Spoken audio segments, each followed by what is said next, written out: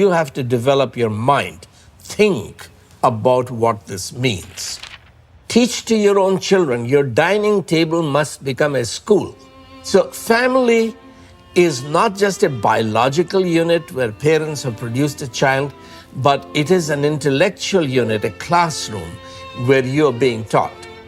You know, you think of writing these truths on our children's hearts and what that would have meant as a slow process with repetition and sacrifice. How many generations would have read and have sung this? It's really quite moving. Just well, we also don't know what that does to people's cognitive architecture. So I have a friend, Rex Murphy, who's a great Canadian journalist, and he has poetry written on his soul. He can spout great tracts of poetry, and he speaks poetically and he writes poetically, and it's partly because the repeated practice that enabled him to do the memorization has literally crafted the parts of his brain that generate language. And so we don't memorize much anymore. People know songs. That's about it, I would say. Songs are their own memorizing process. Probably 80% of scripture memorization today exists only because of what is sung. Right.